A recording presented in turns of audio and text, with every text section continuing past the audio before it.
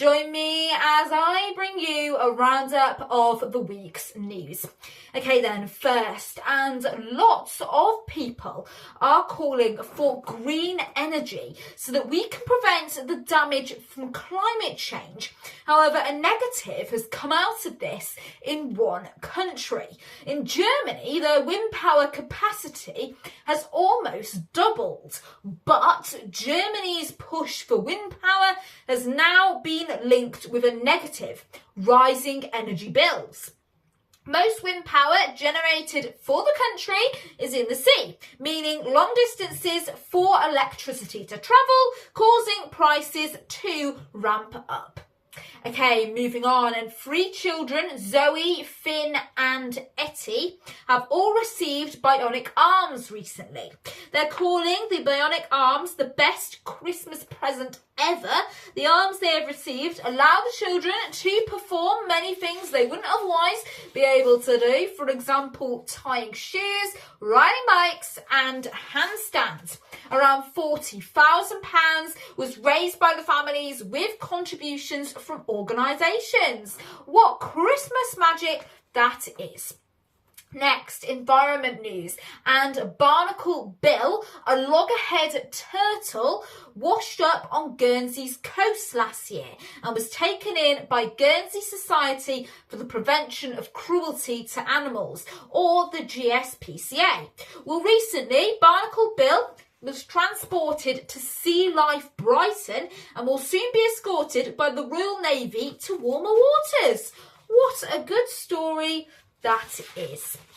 Okay then, next, and the Boxing Day Tsunami was a very big event in history, and I've been looking back 20 years on.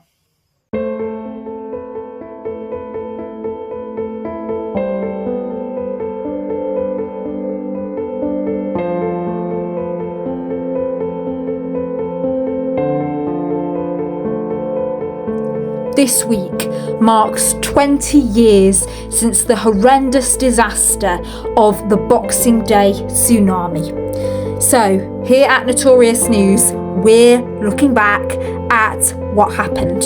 So, let's take a look at a timeline. It all took place on December 26, 2004. At around 8 a.m, tsunami waves began to hit the coastlines of northern Sumatra and the Nicobar Islands.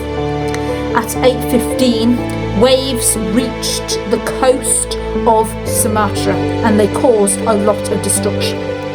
At 9 a.m, waves they hit southern Thailand, including popular tourist destinations.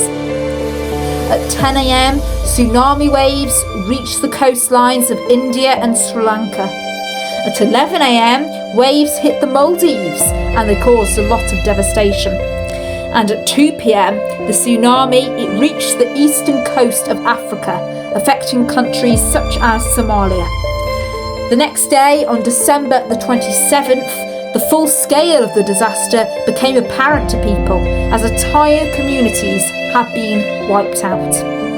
So let's take a look at a map. So here you can see the epicenter of the tsunami, and we can see that India, Myanmar, Thailand, Malaysia and Indonesia were the countries mainly affected in Asia. But it wasn't just these ones. There were also other countries that were affected in Africa too. These were South Africa, Madagascar, Tanzania, Kenya and Somalia, who were all affected by the tsunami. And it brought devastating destruction. But now, 20 years on, people are making sure that they don't forget what happened. People are returning to the places where they once lived and where they once saw the tsunami. They're remembering the devastation that was caused by the tsunami, but they're also looking at hope. Hope that the world can continue and that we can continue. You can see here that they go back to where the tsunami hit. They're not scared because they want to remember. They want to remember. and we can see that a lot of the destruction has been fixed. If we look at back then to now, 20 years on, a lot of the buildings have returned, and the places that were once in destruction are kind of thriving again. And to make sure that those deaths are not lost and those lives are still remembered that were lost from the tsunami, there are memorials like this one that have been put up. 20 years on from the tsunami, we still remember. I hope you found that report informative there. Okay, we've still got plenty to come on your programme today, including we'll have what you need to know about the Parker Solar Probe and why fox hunters could be set to face larger fines.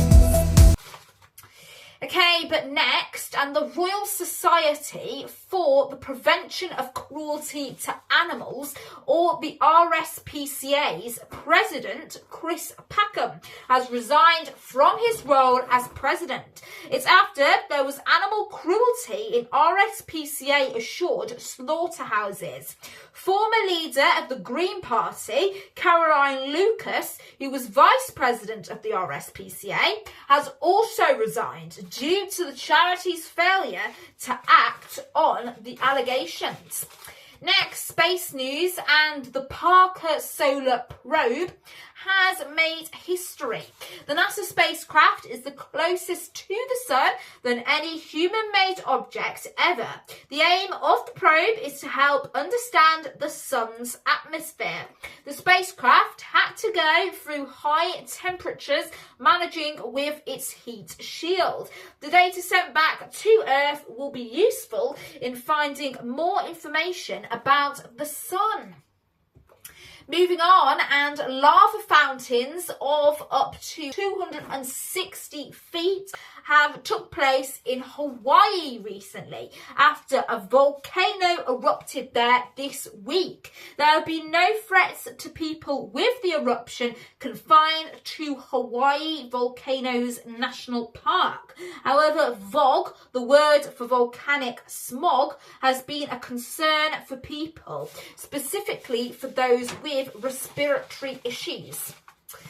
Okay, next, some animal news, and fox hunters could be set to face bigger fines. This is due to proposed changes under new plans by the UK government, which aim to ease prosecution on hunters if a fox is killed. The plans highlight efforts to improve anti-hunting laws. However, there have been different opinions. Countryside groups say it could affect legitimate hunting activities, but people who campaign for the welfare of animals support the tougher penalties which are set